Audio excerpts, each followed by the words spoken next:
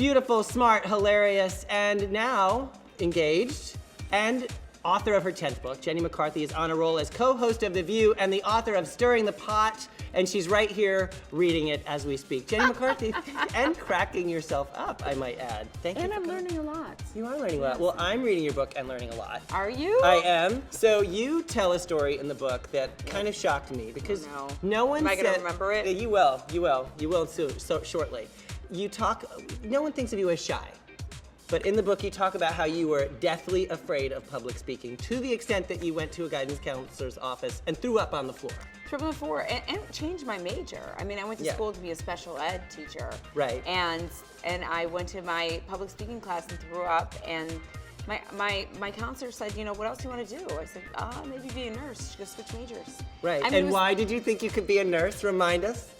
I have great healing powers. Because it didn't look that hard on General Hospital. Oh, that's right. Right. It doesn't. Yeah, they make it look so easy. They do. And I gotta tell you, you know, if everything happens for the best reason possible, then I took that experience as a blessing. But, you know, they came when I dropped out of college. I literally laid in bed one day and said, like, okay, now what? I can face my fears, which is I want to get to Hollywood. I want to be in front of the camera, or I can be a bartender.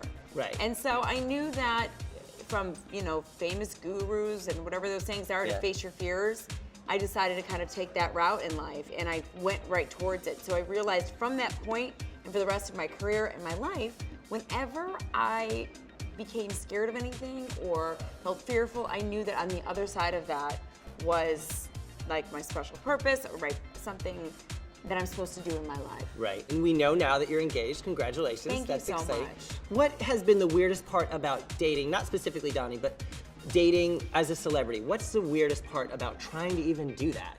The weirdest part about dating when you're a celebrity is thinking that you're gonna suck in bed and they're gonna tell everyone. Right, because that happens. That does Of course. happen. Right. So I think that's probably the worst part.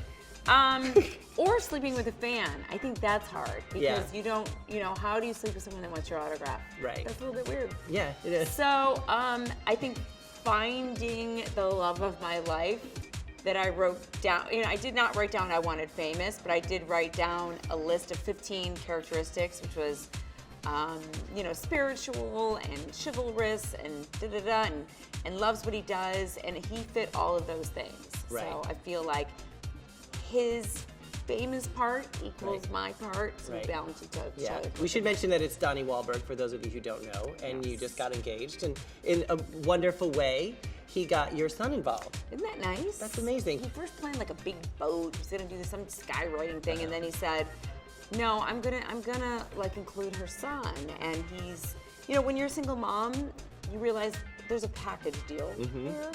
And they both had fallen in love months ago. And so the fact that he used him in the proposal, I know Evan will remember that forever. And it meant so much more to me in my heart.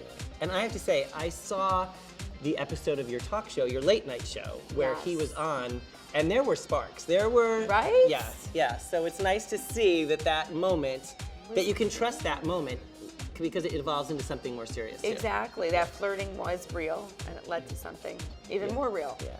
So we love you on The View. Thank you. And, you know, you have to know a little bit, at the very least, about almost everything that's going on. Did you anticipate that, or was it a little bit even more than you expected? Without a doubt, more than I expected, because I just came from VH1, which was late night cable. Right. And I had to know a lot about rappers. Right. So to go from late night, you know, hip hop to what's going on in Russia, you know, it was a jolt, and also just waking up that early in the morning. Yeah. So I've kind of gotten used to it, of course, the last 10 months. We go in, we get handed 85 hot topics of what's going on in the world.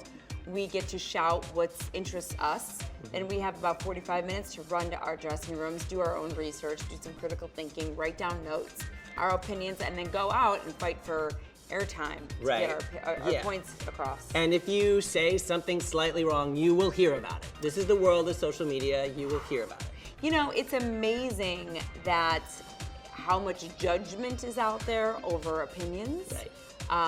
It's really easy to judge someone when you're sitting on your couch. Yeah. You know, but when you're out there trying to do something in the world, it's, you know, people seem to kind of attack you for it. Yeah, So. but you're not afraid, and you talk about that in your book. Have an opinion and stand by it, and you're not Love afraid it. to be outspoken.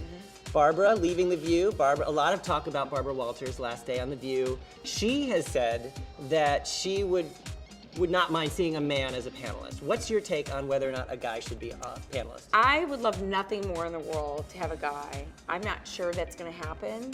I think it's smart. I think in today's day and age, there's a lot of stay-at-home dads. And I feel like we've got the female point of view. I want to hear what a guy has to say and what he thinks about certain issues. So there'd be a nice balance. Yeah, is it hard for there to be one guy to be representative of the whole gender? Well, it would have to be one guy with big balls to go against all those chicks. It would, in fact. So it'd take a lot. Look down, folks, guys, and see if you've got the stuff. If you've got those. Right. So basically, you know, you're interviewed all the time. People at the airport will shout you a question. Knowing that I won't ask you to answer the question, what's the one question you're just absolutely sick of being asked about? When is the wedding? I didn't ask that. Wouldn't that have been embarrassing if I had asked that? And that would have been actually just funny. Okay, good. I would have laughed at you and made fun of you. Hilarious. But That would have been hilarious.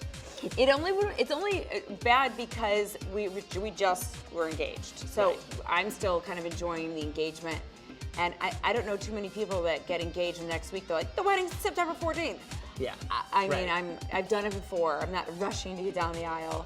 I love him, and when it happens, it happens. It's fantastic. Well, Stirring the Pot, check it out in bookstores right now. Check out The View weekdays on ABC. Beautiful book. And you can follow her on Twitter, Jenny McCarthy. Why not? Why not?